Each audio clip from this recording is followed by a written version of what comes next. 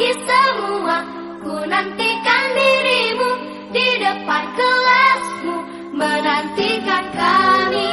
Guruku tersayang, guru tercinta, tanpamu apa jadinya aku? Tak bisa baca tulis, mengerti banyak hal. Guruku, terima kasihku.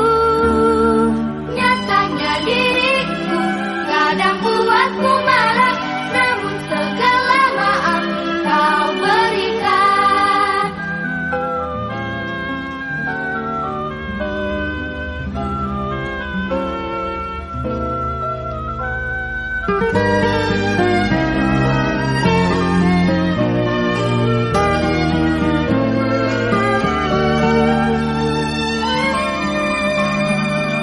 Selamat pagi semua, ku nantikan dirimu di depan kelasmu, menantikan kami.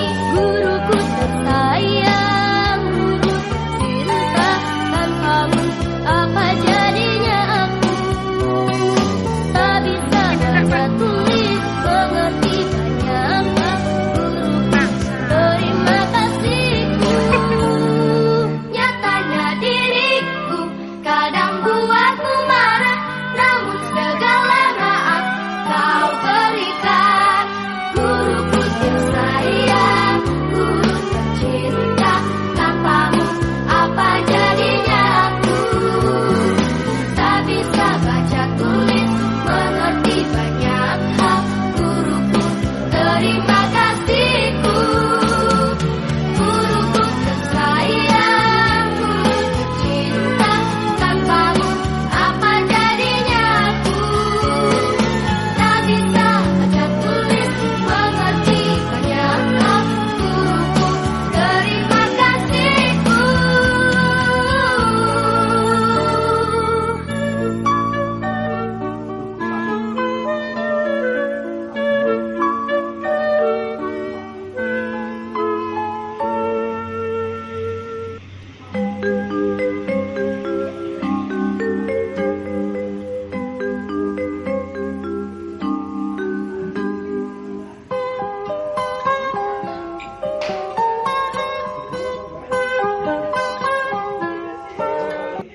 Assalamualaikum warahmatullahi wabarakatuh. Selamat siang Bapak Ibu SD Negeri Jatisari. Perkenalkan, saya sebagai moderator Desi Wulandari, bisa dipanggil Ibu Wulan. Yang terhormat Bapak Kepala Sekolah SD Negeri Jatisari, yang terhormat Ibu Kanifah selaku pengawas SD Negeri Seluke, Sekecamatan Seluke, dan yang terhormat Bapak Ibu rekan sejawat semuanya. Pertama-tama marilah kita panjatkan puji syukur kehadiran Allah Subhanahu wa taala atas rahmat dan hidayah kita bisa berkumpul di sini dalam acara diseminasi atau menyebarkan budaya positif di SD Negeri Jatisari, Kecamatan Seluke, Kabupaten Rembang dalam keadaan sehat walafiat. Salawat serta salam tak lupa kita haturkan kepada Nabi Muhammad SAW. Semoga kita senantiasa mendapatkan syafaatnya di hari kiamat nanti. Amin. Bapak Ibu, izinkan saya membacakan susunan acara pada hari ini. Adapun acara hari ini yaitu pembukaan, menyanyikan lagu Indonesia Raya, sambutan Kepala Sekolah SD Negeri Jatisari, kegiatan diseminasi budaya positif oleh Bu Rulis Setiana SPD selaku CGP Angkatan 10 Kabupaten Rembang, dan yang terakhir penutup. Baiklah Bapak Ibu, mari kita buka acara hari ini dengan bacaan Bismillah bersama-sama. Bismillahirrahmanirrahim. Untuk acara yang kedua, Mari kita menyanyikan lagu Indonesia Raya bersama-sama. Hadirin dimohon berdiri.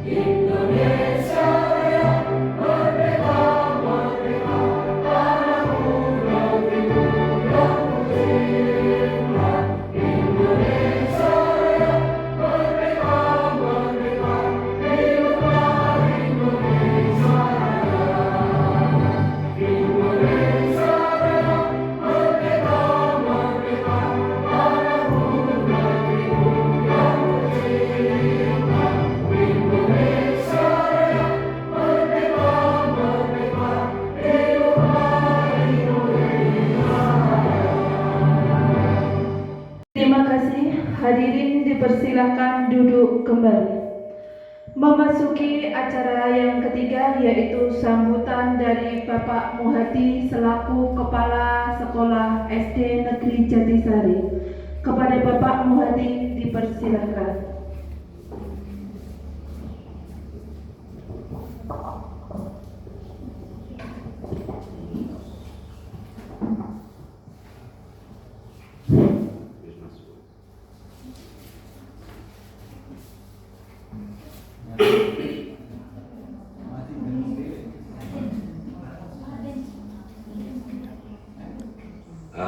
Terima kasih kepada pembawa acara yang telah memberikan waktu kepada saya.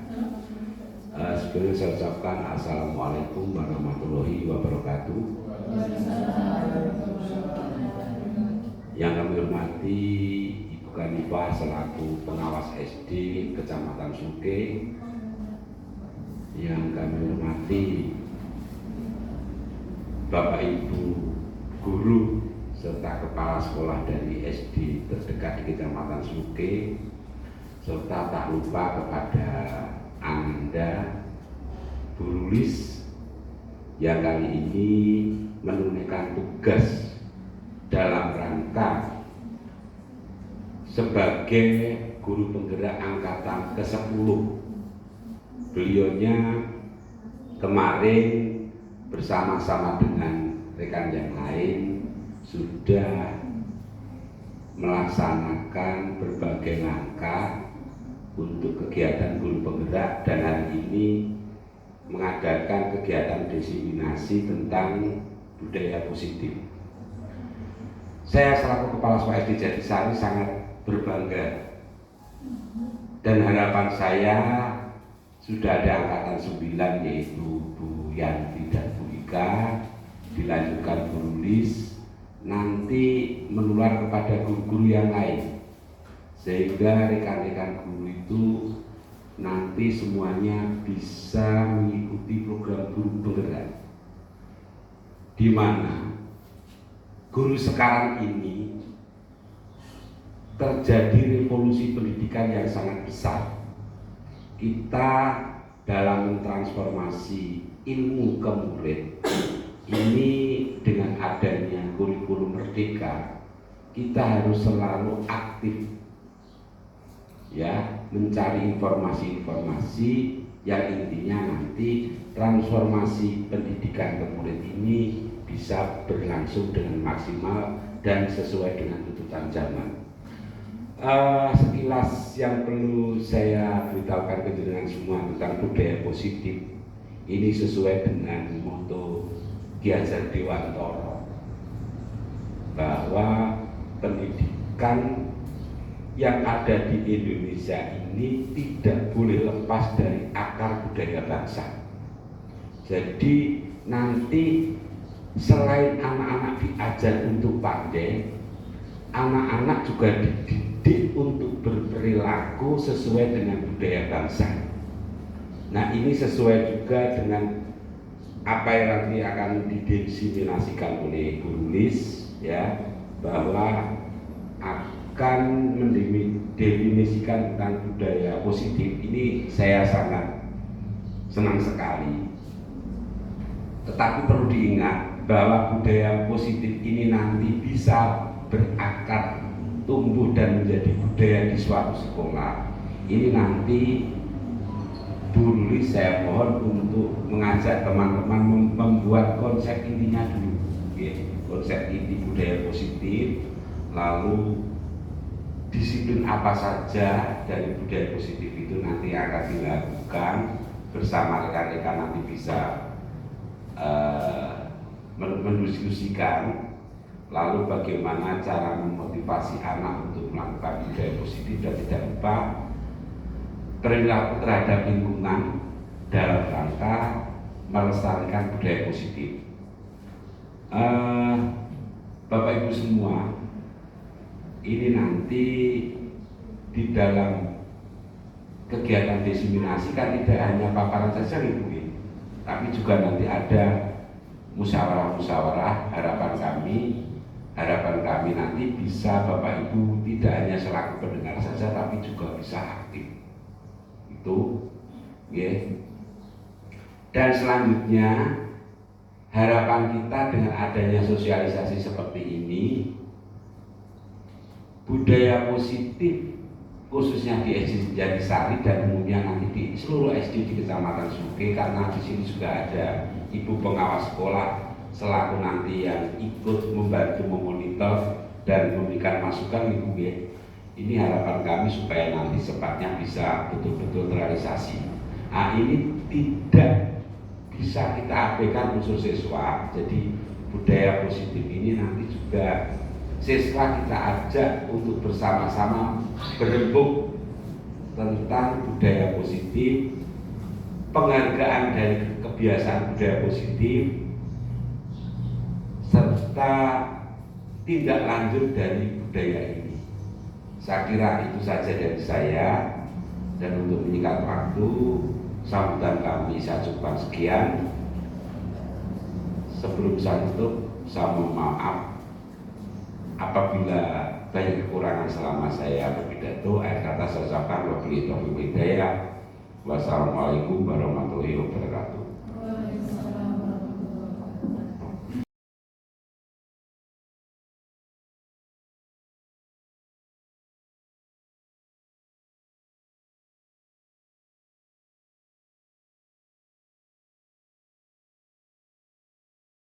Bapak Bupati, semoga kami yang belum ikut guru penggerak segera menyusul ya teman-teman. Acara selanjutnya, kegiatan inti yang akan disampaikan oleh Bu Nulis, kegiatan diseminasi atau menyebarkan budaya positif di SD Negeri Jatisari, Kecamatan Sluke, Kabupaten Rembang. Untuk Bu Nulis, kami persilahkan. Assalamualaikum warahmatullahi wabarakatuh. Selamat siang Bapak Ibu semuanya. Saya mengucapkan terima kasih kepada Bapak Ibu semua karena sudah mau meluangkan waktunya untuk datang ke acara ini, yaitu menyebarkan pemahaman dan pengalaman penerapan budaya positif di SD Negeri Jatisari, Kecamatan Sluke. Bapak Ibu, sebelumnya saya berdiri di sini bukan karena saya lebih pintar dari panjenengan semua, bukan karena saya lebih hebat dari jenengan semua, bukan. Saya ada di sini karena semata-mata saya ingin melaksanakan tugas saya sebagai calon guru penggerak yang ada di angkatan 10, yaitu menyebarkan budaya positif. Jadi di sini nanti kita sharing berbagi, kita belajar bersama-sama supaya bisa menciptakan budaya positif di sekolah kita. Oke, Bapak Ibu?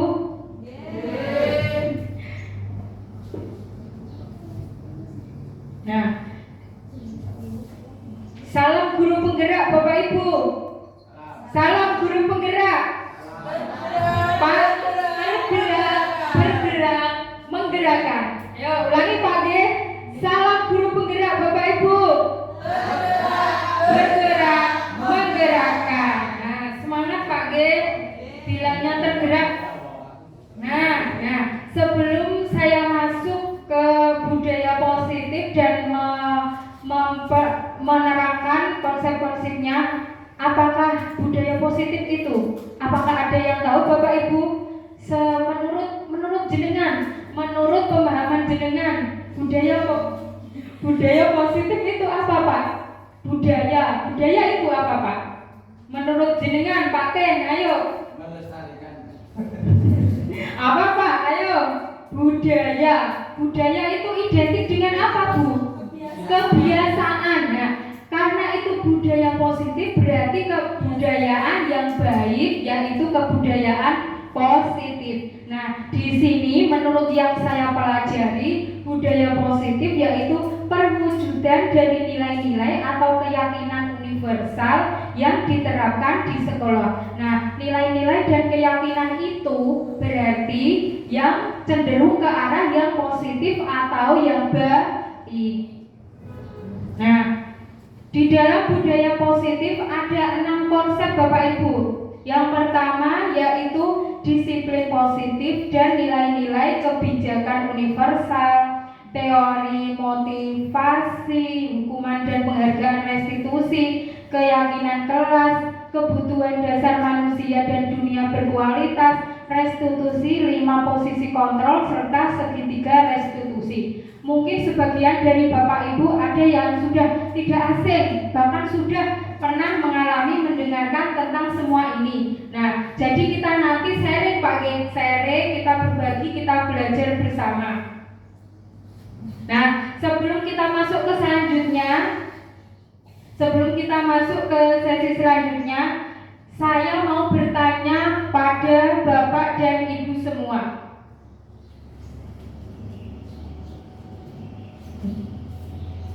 Nah, sebelum kita masuk, saya mau bertanya pada Bapak Ibu semua. Misalkan Bapak Ibu punya HP.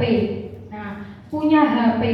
Jenengan misalnya Bu Ati punya HP harganya 3 juta.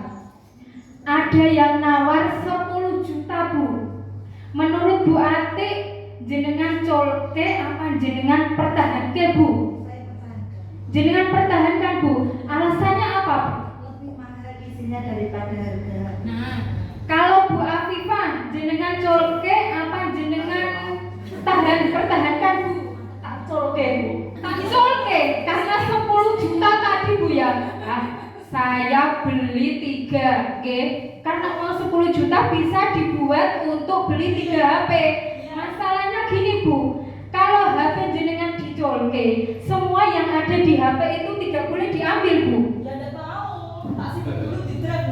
Loh, kan intinya tidak boleh Bu, tidak boleh. Berarti kalau isinya tidak diperkenankan diambil, berarti jenengan jual apa enggak Bu? Ya enggak dijual. Enggak dijual. Berarti untuk HP itu berarti yang punya hak atau wewenang itu siapa Bapak Ibu? Nah, yang punya atau diri kita sendiri. Nah, makanya nanti ini ada di konsep 1, disiplin positif dan nilai-nilai kebijakan universal. Nah, dikemukakan oleh Dr. William Glasser meluruskan beberapa miskonsepsi tentang makna kontrol. Nah, dari dulu itu pasti ada keyakinan seperti ini. murid itu pasti nuruti nek gurune ngomong. Nah, pasti ada seperti itu kan? Padahal kalau ini yang dikemukakan oleh Dr. William Glasser meluruskan, yang pertama ada ilusi guru mengontrol murid. Nah, pada dasarnya kita tidak dapat memaksa murid untuk berbuat sesuatu jika murid tersebut memilih untuk tidak melakukannya. Contoh misalnya ada anak tidak mengerjakan PR. Nah, padahal sudah dikasih hukuman. Ya kan Bapak Ibu? Nah, tapi di hari kemudian dia tidak mengerjakan PR lagi. Nah, itu berarti tidak mengerjakan PR itu yang mengontrol siapa? Apakah gurunya? Apakah murid itu sendiri? Murid itu sendiri kan? Nah, makanya teori yang pertama itu ilusi guru mengontrol murid. Padahal kontrol itu ada pada diri mereka sendiri. Berikutnya, ada ilusi efektif dan bermanfaat. Penguatan positif atau bujukan adalah bentuk-bentuk kontrol. Nah, menurut Bapak Ibu, penguatan positif apakah selalu efektif untuk mengontrol orang? Contoh, misal ada anak yang melakukan suatu kebaikan, langsung jenengan kasih hadiah Bapak Ibu. Nah, itu apakah selalu mereka kalau sekali jenengan beri hadiah, apakah mereka langsung mau memberikan itu sikap yang baik terus? Itu tidak Bu, itu tidak. Karena apa? Posisi efektif itu positif, penguatan positif yang efektif itu tidak selalu memberikan dampak yang baik. Kemudian yang ketiga, ilusi bahwa kritik membuat orang merasa bersalah. Nah, seperti kita kejadian di kelas, ada siswa disuruh menggambar. Dia sudah menggambar 1 jam, 2 jam, delalah maju. Bu, mau menilai gambar saya. Lah, gurunya komentar, ya Allah Gusti, ini gambar apa?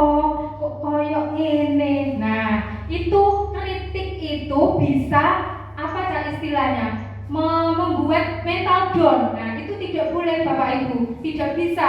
Karena apa? Anak itu memiliki kodratnya masing-masing. Belum tentu satu anak ini ahli di sini, yang lainnya juga sama. Dan yang keempat, ada ilusi bahwa orang dewasa memiliki hak untuk memaksa. Padahal itu tidak, memaksa itu tidak efektif. Untuk jangka pendek bisa. Ayo nyapu, kalau nggak nyapu nanti kalian dihukum, bisa. Tapi untuk jangka panjang mereka tidak akan mau.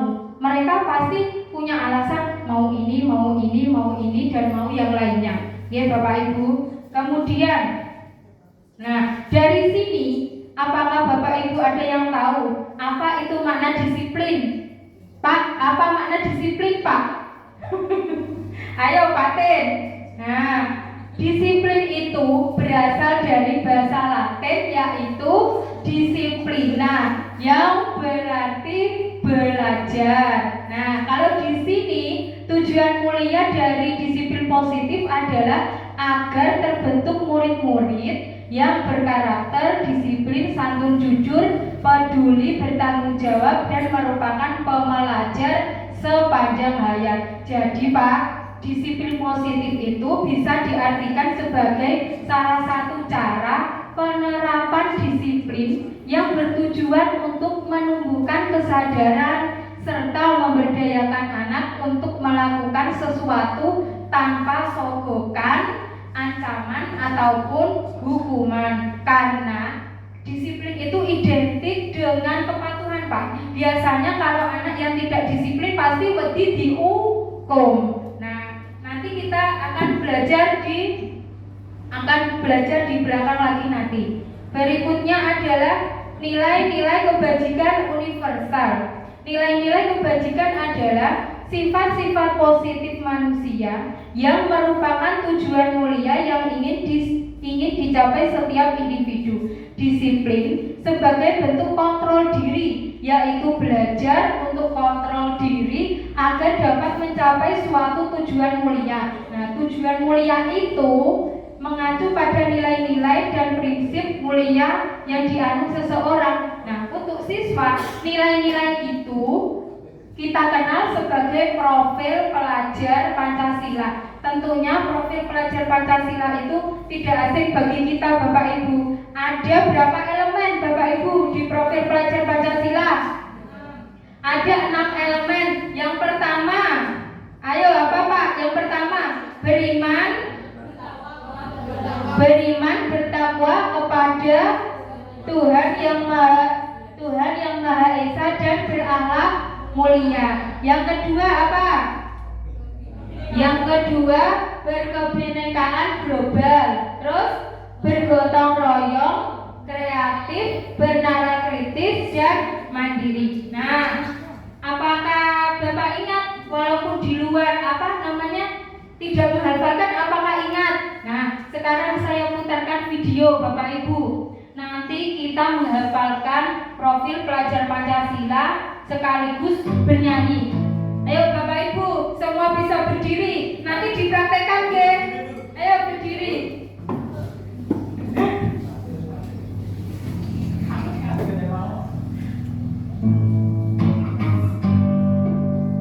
Siap? Ayo, kepalanya digelengkan biar gak ngantuk Pak Ten. Ayo, coba Pak Ten.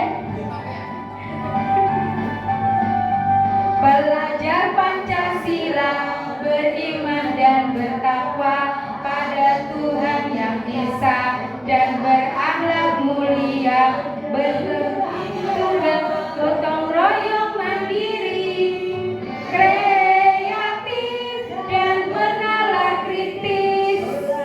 Kali Bapak Ibu, beriman dan bertakwa pada Tuhan yang Esa dan berakhlak mulia, binekaan global, gotong royong mandiri, kreatif dan bernalar kritis.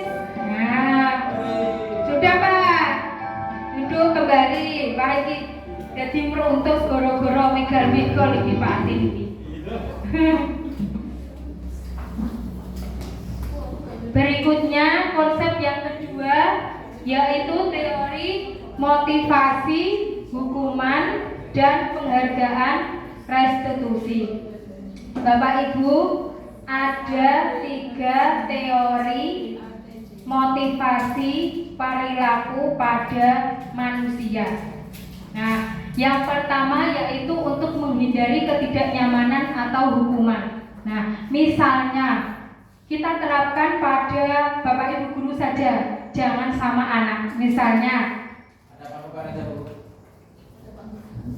misalnya Pak Gulfar ya, kalau di Korwil aku tak berangkat pagi saja, aku sungkan sama Pak Jamil. Nah, itu karena apa?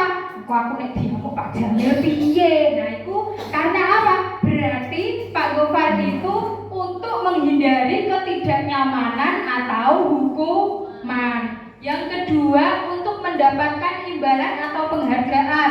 Nah, misalnya ada Pak Aten. Wah, aku tak lunga isuk ta ben biji Pak Jamil karyawan teladan iki. Nah, itu berarti Pak Aten itu untuk mendapatkan imbalan atau penghargaan dari orang lain. Nah, yang ketiga, ini mungkin Bapak Ibu guru bisa melakukannya. Karena apa? Untuk menjadi orang yang mereka inginkan dan menghargai diri sendiri. Jadi gini, aku tak lunga esuk cah. Nah, nek aku lunga esuk, engko muridku kan melok lunga esuk. Nah, engko muridku nek lunga esuk aku gak lunga esuk, engko kepiye? Masa aku nyontoni elek-elek. Nah, itu berasal dari apa Pak? Menghargai diri mereka sendiri dengan nilai-nilai yang mereka percaya. Nah, di sini ada istilah hukuman, konsekuensi, dan restitusi. Apakah ada yang tahu Bapak Ibu perbedaan hukuman, konsekuensi, dan juga restitusi? Siapa yang tahu? Nah, ini ada. Nah, hukuman adalah suatu bentuk konsekuensi negatif. Kalau hukuman itu identik dengan konsekuensi negatif. Anak telat lari, anak telat kono bersih WC. Nah, itu biasanya identik dengan hukuman. Sedangkan konsekuensi bisa hasil atau akibat dari tindakan yang bersifat positif atau negatif. Misalnya ada anak telat, terus apa konsekuensinya? Nanti bisa disuruh untuk dia kan ketinggalan pelajaran, belum mengerjakan. Nah, nanti waktu istirahat dia tidak istirahat tapi mengerjakan tadi pelajaran yang ketinggalan. Nah, sedangkan restitusi adalah proses menciptakan kondisi bagi murid untuk memperbaiki kesalahan mereka sehingga mereka bisa kembali pada kelompok mereka dengan karakter yang lebih kuat. Untuk restitusi nanti bisa kita pelajari di belakang Bapak Ibu. Nah, ini biasanya ciri-cirinya seperti ini Bapak Ibu.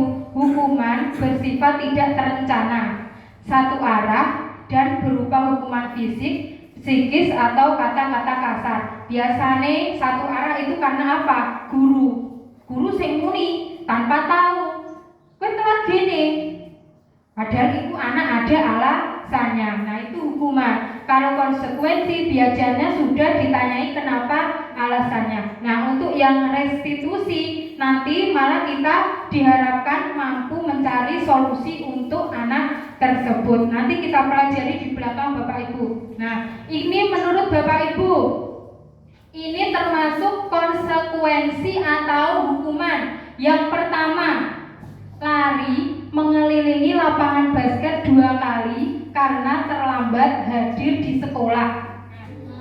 Apa? Konsekuensi apa hukuman? Hukuman.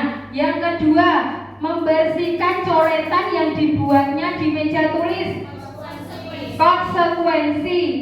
Ketiga, murid diminta untuk push up 15 kali karena tidak menggunakan masker. Hukuman. Yang keempat, berdiri di depan kelas sambil mengangkat kaki satu karena tidak bisa menjawab pertanyaan. Hukuman. Membersihkan WC karena merusak pensil teman. Hukuman apa konsekuensi? Apa Pak? Kalau Pak T bilangnya konsekuensi, kalau Bu Afifah hukuman. Ayo, apa Pak T? Alasannya apa Pak? Merusak. Nah, yang dirusak kan pensil Pak, bukan WC. Kenapa yang dibersihkan? Nah, ini adalah bentuk sebuah hukuman Pak ya, karena tidak ada sangkut pautnya. Yang terakhir, lari keliling lapangan karena terlambat 10 menit saat pelajaran PJOK. Nah, konsekuensi. Nah, Bapak Ibu guru ternyata sudah pinter semua. Tepuk tangan untuk kita semua. Yang ketiga ada konsep keyakinan kelas. Nah, mengapa keyakinan kelas? Kenapa bukan peraturan kelas? Apakah kedua hal itu sama? Beda. Kenapa harus disebut keyakinan kelas?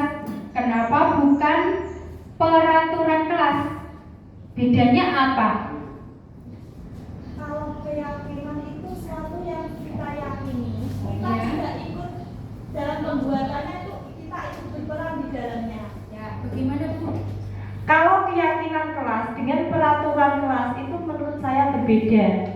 Karena kalau keyakinan kelas itu dalam prosesnya kita ikut terlibat.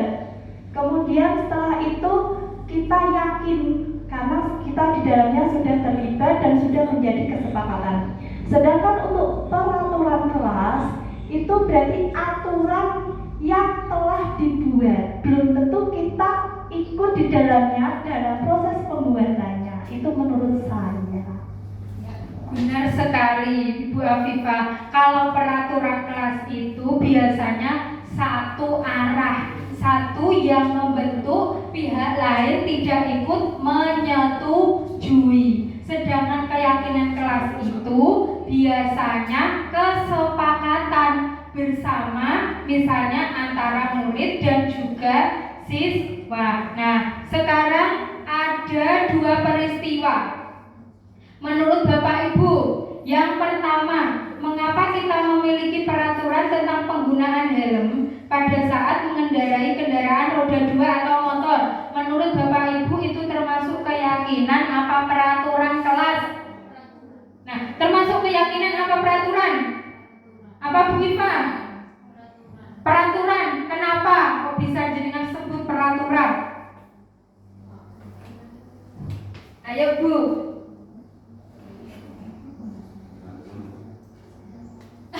Apa Bu? Ayo Bu ini.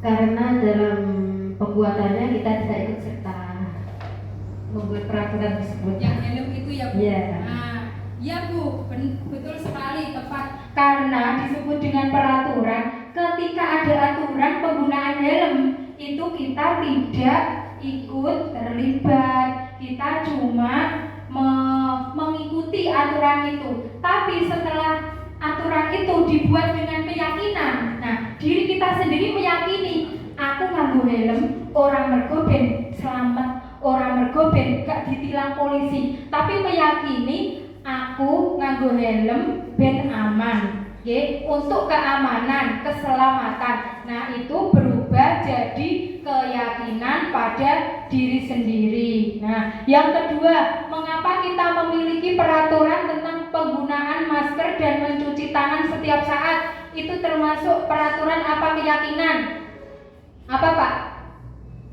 Peraturan, Bu. Peraturan, alasannya apa Pak? Karena sama tidak diikutkan dalam pembuatan aturan tersebut. Nah, benar sekali. Itu termasuk peraturan. Medine nek apa?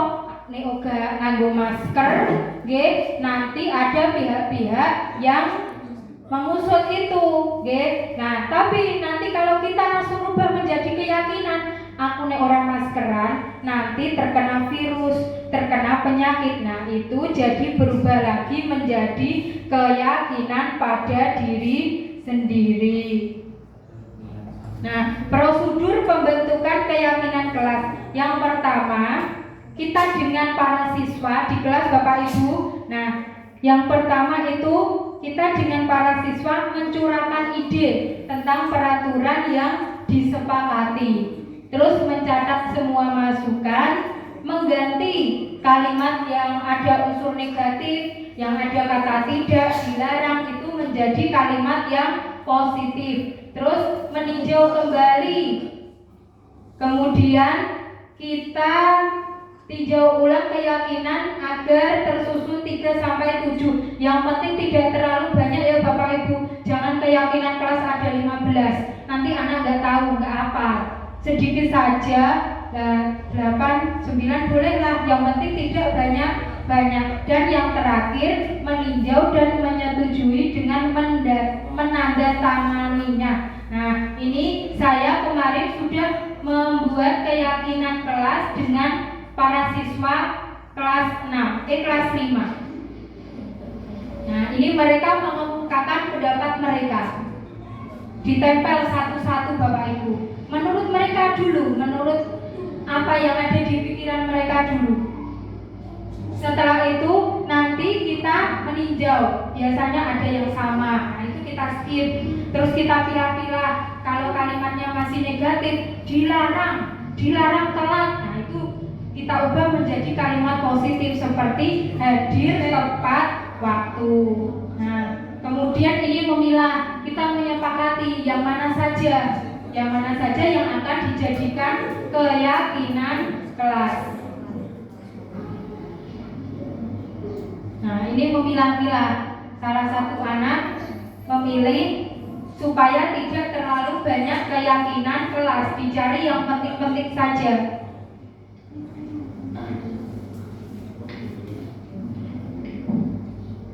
Diambil ini beberapa.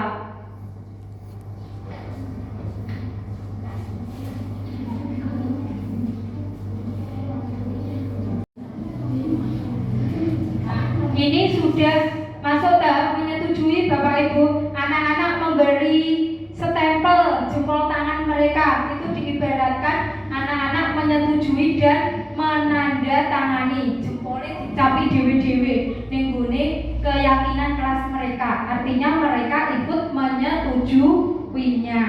Jempolnya ditulisi jenenge. Jadi jempolnya ya ada yang besar, ada yang kecil, tergantung mereka. Tergantung jari mereka. Kalau anaknya besar, jempolnya ketok cepetok. Kemarin protes, Bu, jempolku kok gak kelihatan. Oh, jempolmu cilik.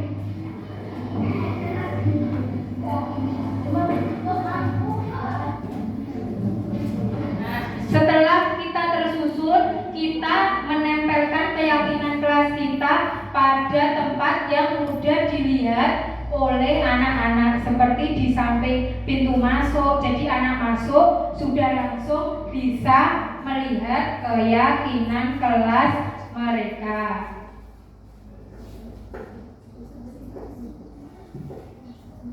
Nah, berikutnya konsep keempat, ada kebutuhan dasar manusia dan dunia berkualitas. Nah, di sini apakah kelihatan Bapak Ibu? 5 kebutuhan dasar manusia. Yang pertama ada apa Bapak Ibu? Bertahan hidup. Nah, yang paling penting Bapak Ibu, bertahan hidup. Yaitu biasanya kalau untuk bertahan hidup itu biasanya yang paling penting ya makan, minum, apa lagi? Pakaian. Nah, kalau itu menurut jenengan shopping, ya bisa, karena itu termasuk kebutuhan hidup. Yang kedua ada kasih sayang. Nah, anak-anak biasanya melakukan kesalahan itu bukan karena mereka suka. Nah, kadang-kadang mereka itu butuh kasih sayang. Kadang ada muridnya jenengan caper gitu kan, maju-maju, demek-demek, Bu, aku ngene, Bu, aku ngono. Nah, itu berarti termasuk kebutuhan kasih sayang dan rasa diterima. Yang ketiga ada apa Bapak Ibu? Kebebasan. Nah, kadang itu anak butuh apa ya? Kenyamanan. Kadang mereka itu bosen di kelas, makanya mereka kepengen bebas. Ayo Bu, ning lapangan. Nah, biasanya kalau jam olahraga kok nggak jenengan keluarkan, wah mereka pasti protes karena kadang mereka juga butuh kebebasan. Yang keempat ada kesenangan. Kesenangan itu biasanya anak-anak itu cenderung yang disenangi.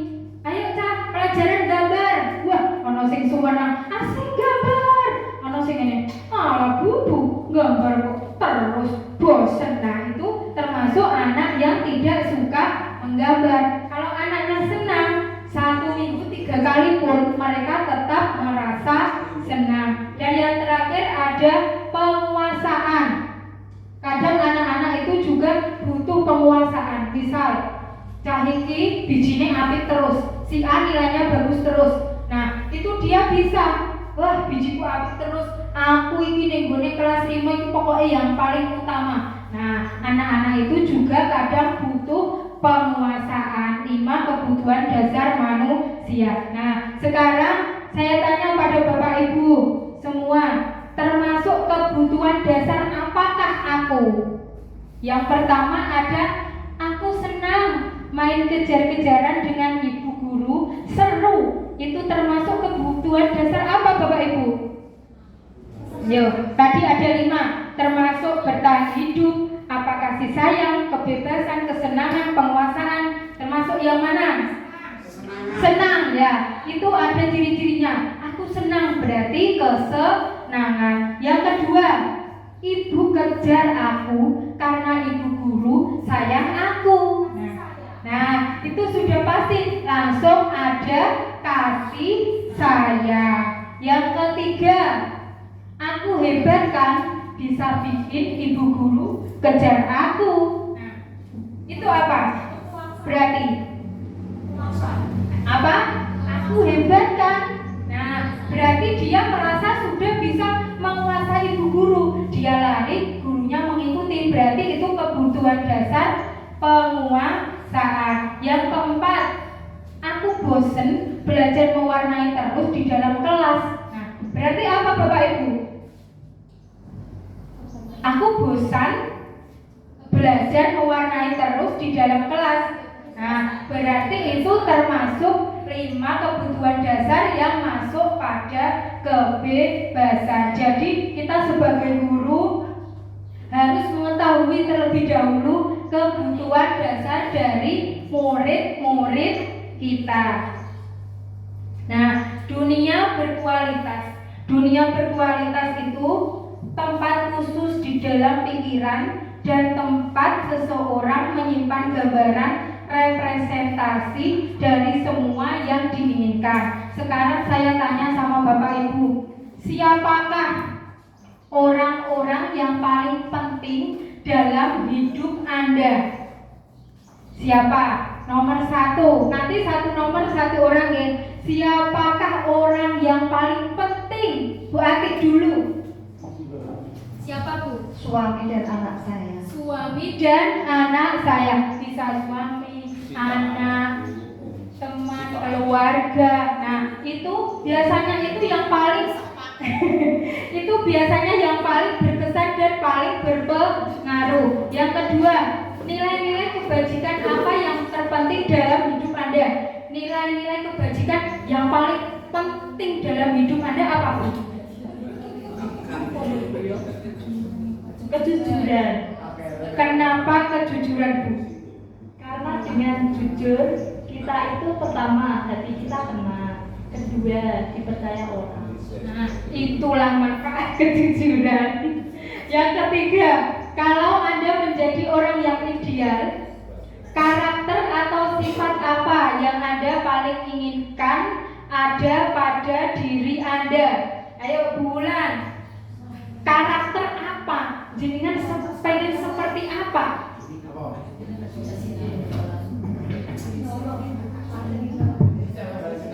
Kalau saya yang ideal, karakter saya ingin menjadi orang yang berguna buat banyak orang. Kalau bisa ya monggo, ayo. Jadi bisa dibutuhkan bareng-bareng semuanya, ngoten niku. Tepuk tangan untuk Bulan. Berikutnya, apa pencapaian Anda yang sangat Anda banggakan? Mohon maaf Bu Karipah, apa pencapaian Anda yang sangat Anda banggakan? Apakah jadi pengawas, Bu? Coba kan berpuasa dulu. Pencapaian Anda. Pencapaian yang sangat saya banggakan, saya bisa ikut meramaikan program pemerintah untuk lulus guru penggerak. Itu saja, terima kasih. Terima kasih. Tepuk tangan untuk Bu Karipah. Berikutnya, apa pekerjaan paling ideal bagi Anda? Nah, kalau kita ya biasanya ini Pak ya, jenengan apa Pak? Guru apa kepala sekolah?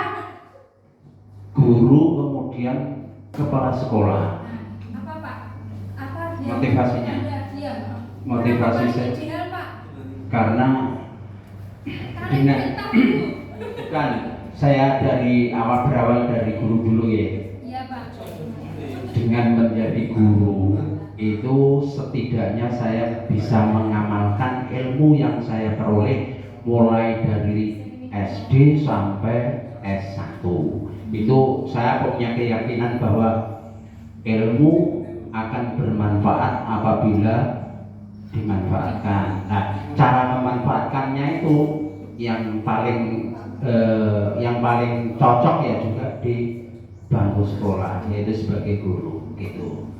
Namun untuk kebanggaan saya sebagai kepala sekolah, yang kepala sekolah itu setidaknya ilmu yang saya peroleh ketika saya menjadi guru itu saya bisa tularkan kepada guru-guru yang ada di SD yang saya pimpin. Gitu Bu Ye, terima kasih. Terima kasih, tepuk tangan untuk Bapak.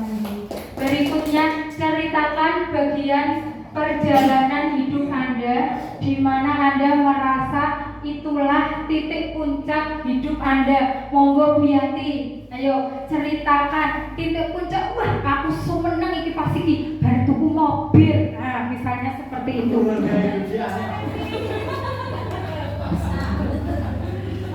Ceritakan dari perjalanan hidup. Oke, perjalanan hidup itu ya menceritakan merasa bangga juga karena bisa menjadi seorang guru. Soalnya cita-cita saya itu bukan menjadi guru tapi karena tuntutan dari orang tua akhirnya saya menjadi guru juga. Terpaksa Iya. biasanya. Terus di mana Anda merasa ini sudah titik puncak? Oke, titik puncaknya selama ini saya menjadi guru kelas 6 itu berbeda dengan yang dulu. Kalau dulu di guru kelas rendah, mungkin kelas rendah belum bisa mengerti dan paham. Iya itu apa ya? Kalau di kelas tinggi sekarang itu kalau saya melihat anak-anak yang berada di luar sekolah itu mereka kalau ketemu terus panggil Bu Yanti, nah itu adalah sebagai titik puncak hidup saya menjadi guru. Karena apa? Karena itu saya ingin dikenang sama murid saya sampai kapanpun. Bahkan saya itu sampai kaget diajak salib sama yang sudah dewasa, tingginya aja sudah melebihi saya. Masih ingat saya. Nah itu adalah suatu kebanggaan. Ya, jadi guru yang dikenang. Terima kasih, tepuk tangan untuk Bu Yanti. Yang terakhir, Bapak Kepala Sekolah, apa yang paling bermakna dalam hidup Anda? Ini pertanyaan yang sulit ya. Sebetulnya hal yang bermakna itu banyak sekali tanpa mengurangi kebermaknaan yang lain. Yang paling bermakna dalam hidup saya adalah bisa memimpin dan membawa keluarga itu untuk mencapai tujuan yang akan diraih. Jadi apalagi sementara ini anak-anak saya masih sekolah, jadi saya perlu memberikan motivasi, perhatian lebih terhadap anak-anak saya. Tapi samping itu juga yang bermakna. Sebetulnya kalau berpaling itu kan satu, tapi sebenarnya banyak sekali bermaknanya. Contohnya kegiatan kedinasan. Saya diberi tugas menjadi kepala sekolah, berarti ada tugas-tugas saya yang harus saya emban dan harus saya penuhi. Jadi ini pertanyaan sulit di mana memilih salah satu di antara itu semua itu karena semuanya penting. Tapi yang paling bagi saya adalah keluarga. Terima kasih. Tepuk tangan untuk Bapak Muhadi. Kok jadi terharu? Berikutnya yaitu konsep 5 posisi kontrol. Bapak Ibu semua, jenengan kalau mengajar ini ada 5 posisi kontrol. Yang pertama ada penghukum, pembuat merasa bersalah, teman, pemantau atau monitor, dan manajer. Nah, sekarang saya bagikan kertas sticky note. Tulislah posisi kontrol yang Anda lakukan biasanya di kelas kalau sama para siswa. Monggo ditulis. Monggo. Apakah jenengan biasanya sebagai penghukum atau sebagai pembuat merasa bersalah? Menurut Anda jenengan itu biasanya yang mana?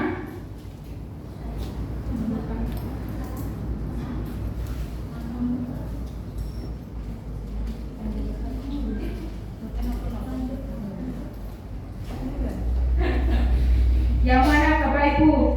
Ditulis di kertasnya, nggak usah dikumpulkan, nanti ditempelkan di meja, dilihat dulu, disimpan dulu. Nanti setelah ada beberapa video yang saya tayangkan, nanti jenengan apakah aku sudah tepat?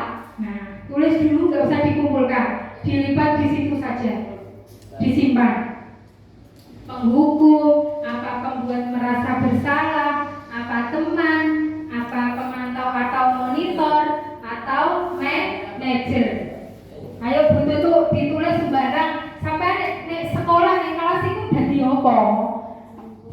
Aja nurun. Mulange dhewe-dhewe kok nurun. Yang pertama ada penghukum. Nah, sudah ditulis Bapak Ibu? Nah, sekarang saya tayangkan video pertama yaitu tentang posisi kontrol sebagai penghukum.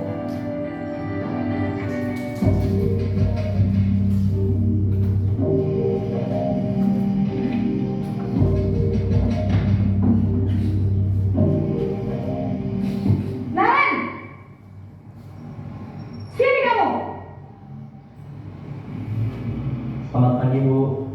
Selalu terlambat. Kamu deh, pasti terlambat. Maaf, Bu. Saya Apa? Apa coba? Alasan kamu apa lagi? Kapan sih kamu tidak terlambat? Malas sekali ya kamu jadi anak. saya Dasar pemalas. Gak kapok-kapok sih kamu. Sudah berapa kali terlambat? Sana, kamu keliling lapangan basket 2 kali. kenapa saya harus ke lapangan basket, Bu? Kenapa? Kamu lawan ibu. Berani-beraninya jawab. Sudah terlambat, masih berani jawab pula. Sekarang, keliling lapangan basket 5 kali sekalian. Biar kapok. Cepat. Pergi sana ke lapangan basket. Nah, Bapak Ibu, itu posisi kontrol sebagai penghukum. Nah, di situ bisa kita lihat ciri-cirinya apa? Baru datang aja sudah Naren. Nah, nada suaranya itu tinggi sekali sampai anaknya itu jumbul kaget. Naren. Nah, biasanya ciri-cirinya nada suara tinggi, bahasa tubuh, mata melotot. Naren. Nah, sampai mau mencolok. Terus jari menunjuk-tunjuk biasanya seperti itu dan menghardik. Nah, Bapak Ibu, hasilnya seperti yang tadi Bapak Ibu lihat pada video Naren penghukum. Hasilnya kemungkinan apa Bapak Ibu? Biar anaknya itu terus bagaimana sikapnya? Nah, pendendam, dia marah, dia kayak langsung diam, dia sedih. Nah, itu adalah efek dari jika kita menerapkan posisi kontrol sebagai penghukum. Yang kedua ada pembuat merasa bersalah.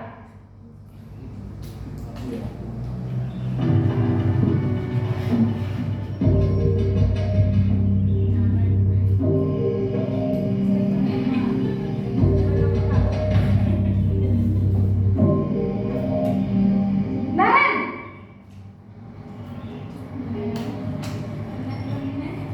Selamat pagi, Bu.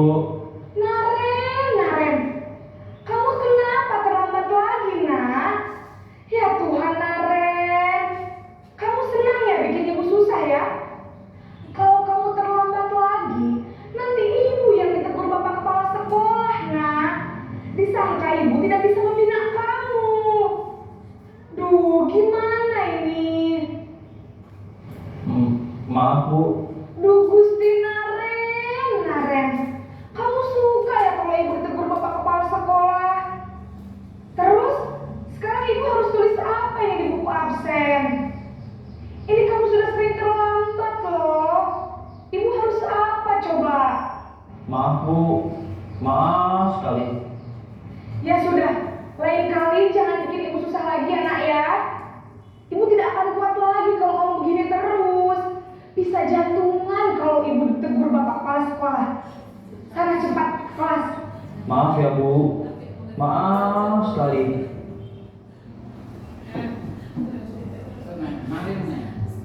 Nah, Bapak Ibu, tadi dari video Naren yang bu gurunya memposisikan kontrol sebagai pembuat merasa bersalah. Suaranya itu lebih rendah dari yang pertama. Baru slow, lebih slow. Cuma bahasa tubuhnya dia membuat anak merasa bersalah. Anak malah langsung Iya Bu, saya seperti ini. Kamu mengecewakan ibu. Nah, anak semakin down, anak terus apa ya istilahnya, malah semakin sedih karena apa? Bu gurunya itu mengucapkan banyak kata-kata yang menjadi orang gagal, membuat anak menjadi orang yang gagal dan tidak sanggup membahagiakan orang lain. Sampai tadi Naren akhirnya cuma bisa bilang maaf Bu, karena apa?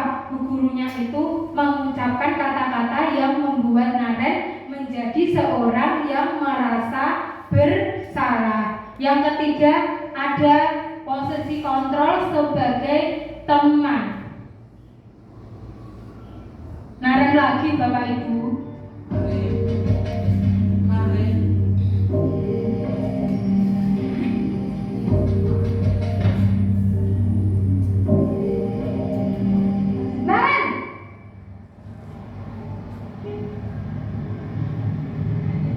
Selamat pagi Bu.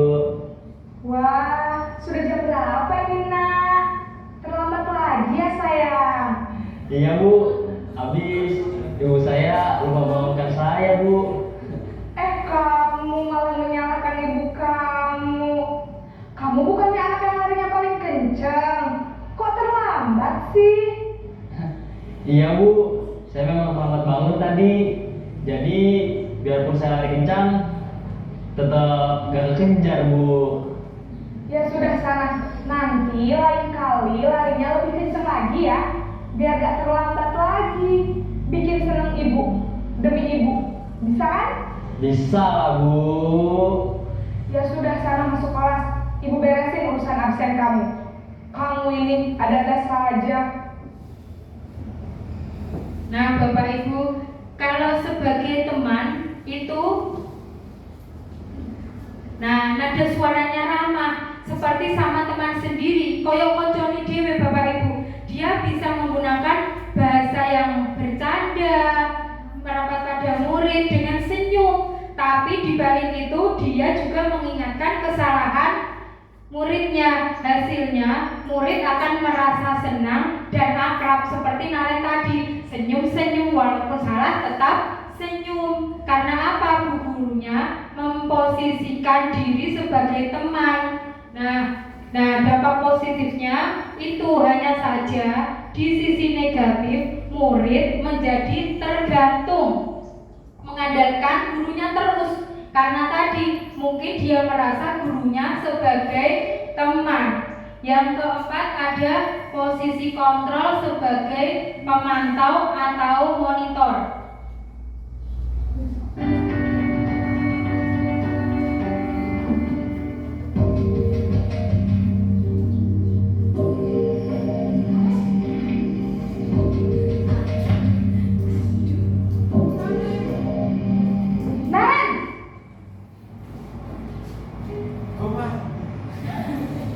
Selamat pagi Bu. Naren, apa peraturan sekolah kita tentang jam berapa kita harus masuk sekolah, Nak? Kita harus di sekolah jam 7 Bu. Iya betul, sekarang sudah jam 7.20. Naren sudah tahu konsekuensinya jika terlambat hadir. Paham Bu, saya harus tinggal kelas pas jam istirahat selama 20 menit. Iya benar, konsekuensinya demikian. Jadi nanti jam 9.30 pas istirahat, kamu harus tinggal di kelas, kerjakan tugas tambahan untuk ketertinggalan kamu, ya? Baik Bu.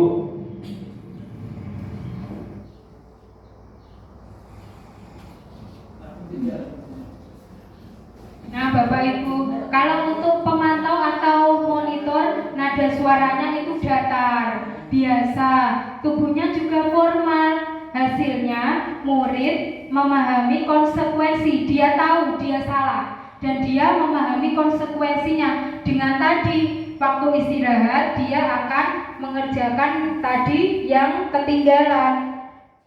Murid tetap dibuat tidak nyaman, namun tetap dia mau melaksanakan apa yang menjadi tanggung jawabnya. Yang terakhir ada posisi sebagai manajer.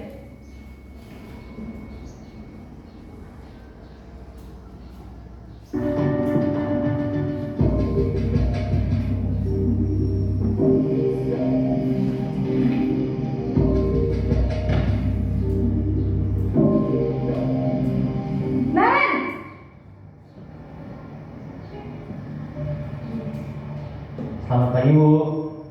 Selamat pagi Naren. Maaf Bu, saya terlambat. Iya, sekolah masuknya jam 7, sekarang sudah jam 7.20. Jadi sekarang bagaimana ini Naren? Maaf Bu, saya lupa setel alarm saya semalam. Baiklah, menurut kamu, keyakinan sekolah yang mana yang perlu kamu tingkatkan? Menghargai diri sendiri dan orang lain mungkin ya Bu.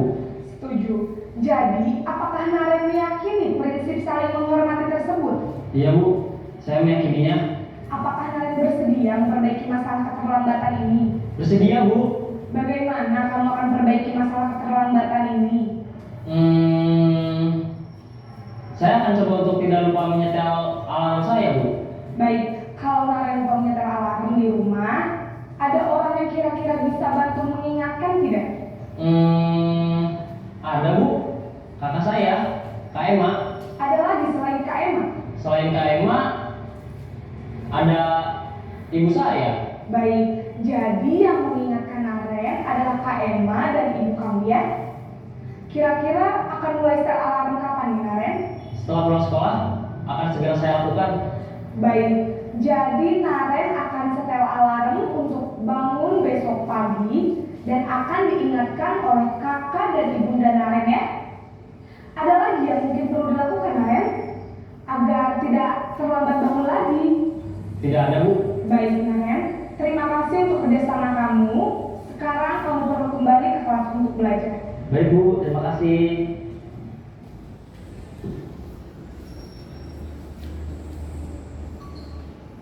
Nah, Bapak Ibu, yang terakhir ada manajer. Manajer itu biasanya nada suaranya itu tulus, bahasa tubuhnya tidak kaku, mendekat ke murid. Nah, murid biasanya sudah mengetahui adanya suatu masalah dan sesuatu perlu terjadi. Namun pada posisi manajer, guru akan mengembalikan tanggung jawab pada murid itu untuk mencari jalan. Seperti yang dilakukan oleh Naren tadi, dia terlambat. Dia dibimbing dengan gurunya mencari solusi karena dia bangun terlambat itu karena lupa menyalakan alarm. Dia sudah berjanji pada bu gurunya untuk tidak terlambat dengan menyalakan alarm. Bu guru juga begitu. Dia berusaha dengan nanti akan menghubungi keluarga dari Naren. Sekarang catatan Bapak Ibu tadi dibuka kembali. Menurut Bapak Ibu, posisi kontrol yang paling ideal sebagai seorang guru adalah seperti apa?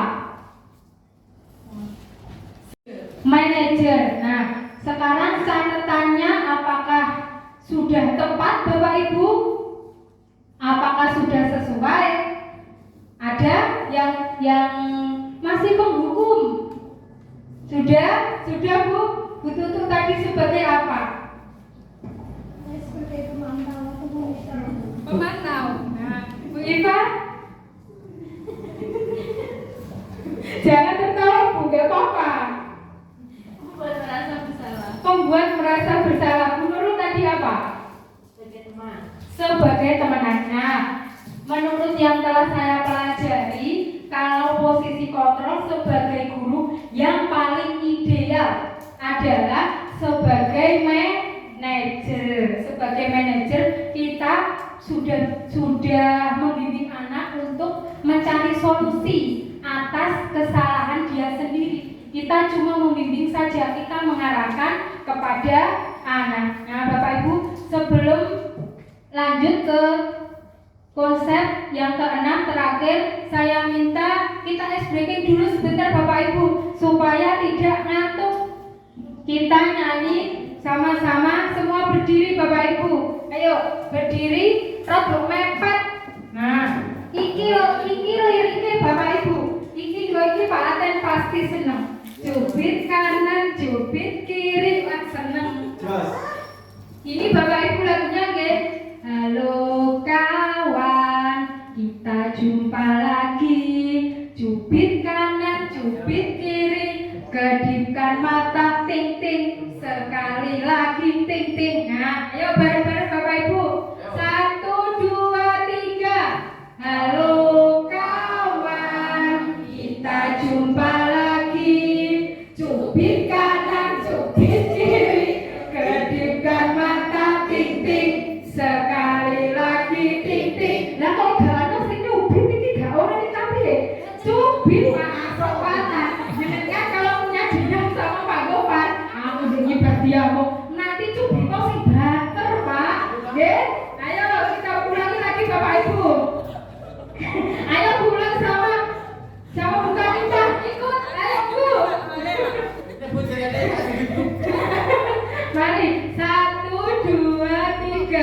halo kawan, kita jumpa lagi.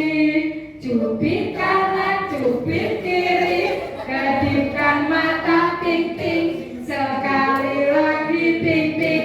Tepuk tangan untuk kita semua. Pak Aten Dawani malu-malu begini di anu Pak Lupa. Nah, yang terakhir ada segitiga restitusi. Nah, ini biasanya yang paling penting Bapak Ibu. Nah, sebelum menjelaskan, saya punya satu buah video. Ada sebuah video. Monggo. Arin. Apa ya? Salah. Aduh. Mbak Desi. Aku yakin. Aduh, videonya.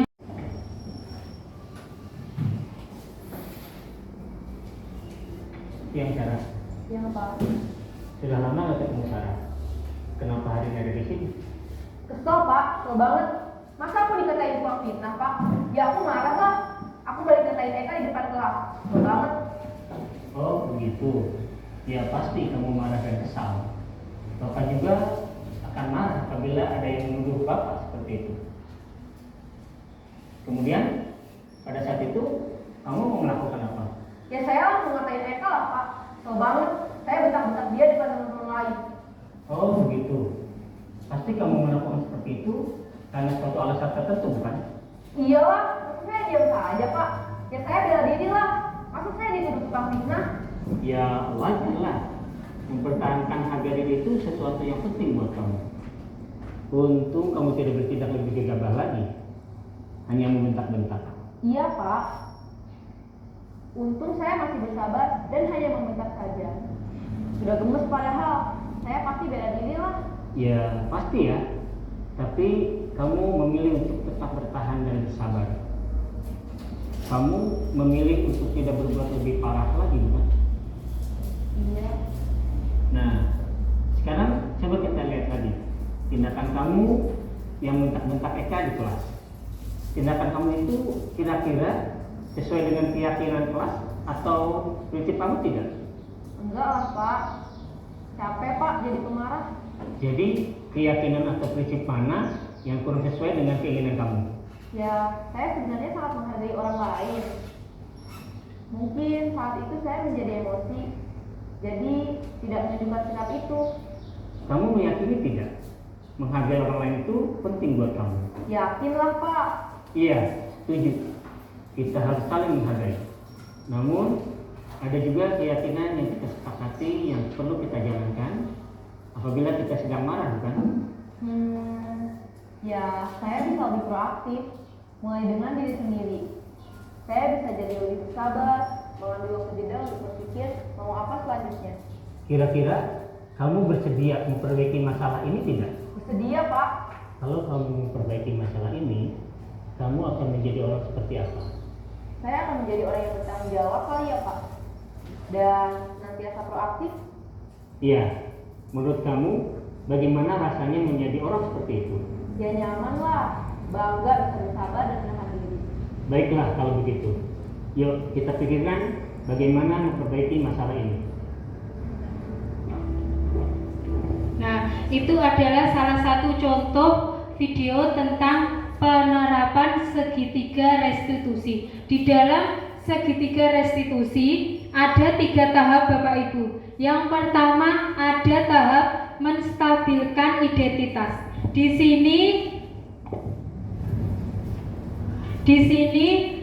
untuk membuat anak yang merasa gagal karena berbuat salah menjadi positif terhadap dirinya. Nah, dengan biasanya guru itu menstabilkan identitas anak itu dengan berkata seperti ini, berbuat salah itu hal yang wajar. Semua orang itu pernah bersalah, itu manusiawi. Nah, itu apa?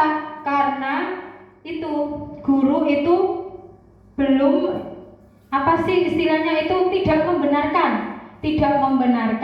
tapi dia membuat anak merasa tenang Ketika anak itu tahu dia salah, dia sebenarnya sudah tahu dan merasa sedih. Nah, tugas kita sebagai guru itu pertama menstabilkan identitas dulu, membuat anak merasa tenang. Iya, ibu tahu manusia itu pernah bersalah. Semua orang pasti merasa bersalah. Yang kedua ada validasi tindakan yang salah. Nah, yang kedua adalah membantu siswa mengenali kebutuhan yang ingin dipenuhinya ketika melakukan kesalahan. Biasanya itu Bapak Ibu guru menanyakan, apa yang kamu lakukan? Kuat kenapa? Kamu kenapa? Itu adalah validasi. Kita mencocokkan. Kamu berbuat seperti itu karena apa? Alasannya apa?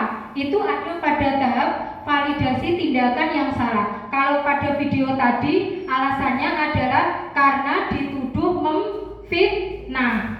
Yang ketiga ada menanyakan keyakinan. Nah, setelah kita membuat keyakinan kelas yang sudah ditemplate, bahasa Indonesia apa? Bahasa Indonesianya ditempelkan, ya, yang sudah ditempelkan. Nah, kita anak-anak setelah melihat kesalahannya dihubungkan lagi dengan tadi keyakinan kelas. Kalau kamu melakukan ini, berarti kamu melanggar keyakinan kelas kita yang mana? Nah, dia berusaha mengingat. Nah, guru membantu anak mengingatkan apa yang telah disepakati. Nah, Bapak Ibu, oh, sudah selesai. Terima kasih. Berikutnya adalah sesi tanya jawab. Monggo Bapak Ibu, nanti kita sharing, kita berbagi, kita belajar bersama. Barangkali ada yang mau bertanya, nanti saya akan menjawab menurut pemahaman saya. Monggo. Siapa? Jenengan, Pak. Ayo, monggo. Satu ada dua pertanyaan bisa. Oke, monggo Bu Eva.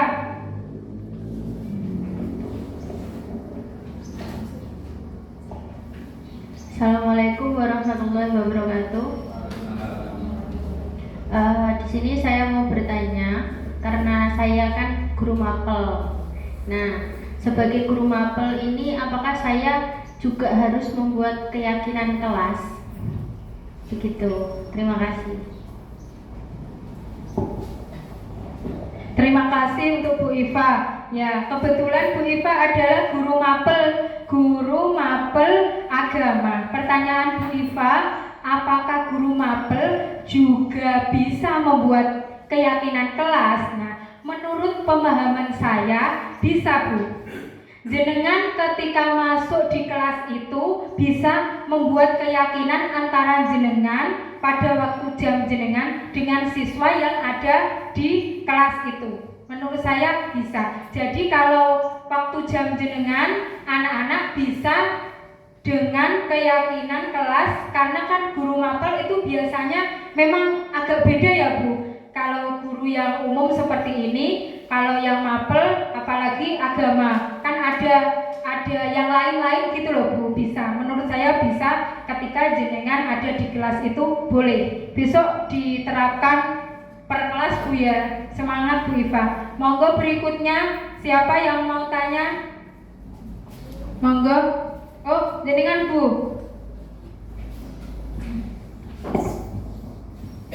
Terima kasih waktu yang telah diberikan. Pertanyaan saya Bu, sejak kapan keyakinan kelas itu dilaksanakan? Apakah pada awal pembelajaran atau di tengah atau di akhir pembelajaran? Terima kasih. Terima kasih pertanyaannya Bu Nurul. Menurut pemahaman saya, kalau keyakinan kelas itu baiknya dibuat di awal Bu. Ketika jenengan baru masuk, jenengan dapat kelas berapa, buatlah keyakinan kelas. Karena keyakinan kelas itu nanti akan jenengan pakai selama anak itu berada di kelas. Jadi nanti ketika jenengan baru masuk membuat keyakinan kelas selama di kelas itu, nah itu biasanya digunakan. Jadi alangkah lebih baiknya awal masuk, ketika baru masuk itu sudah bisa membuat keyakinan kelas. Begitu. Monggo yang mau bertanya, monggo. Terima kasih waktu yang diberikan pada saya. Ini saya hanya menambahkan dan memperkuat saja atau menanggapi dari dua pertanyaan ini. Pertanyaan bagus-bagus ya. Yang pertama masalah pertanyaan dari guru mapel tentang keyakinan kelas gitu. Karena guru mapel itu kelasnya adalah semua kelas, otomatis kan menuntut kalau buat keyakinan kelas per kelas.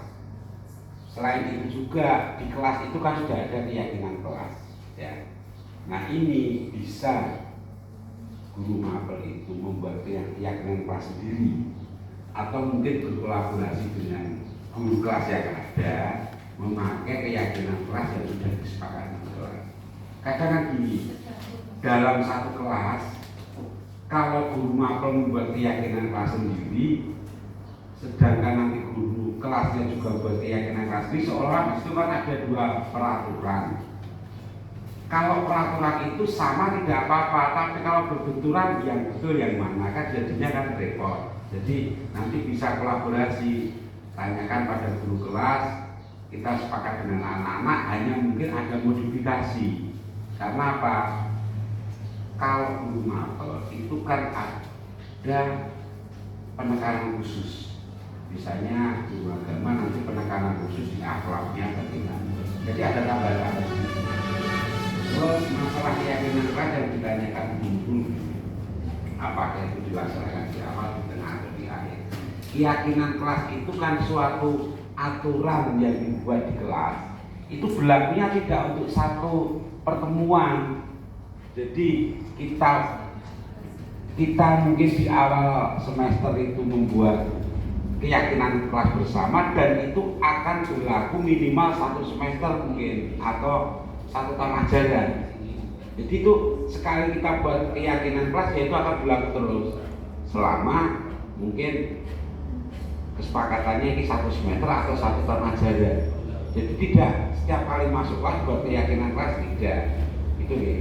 Atau mungkin kalau nanti sudah kita buatkan keyakinan kelas tapi ada perubahan-perubahan tertentu, kita buat kesepakatan lagi. Terus masukan dari saya itu. Ya, terima kasih Pak Muhadi. Untuk Bu Iva tadi bisa seperti itu Bu ya.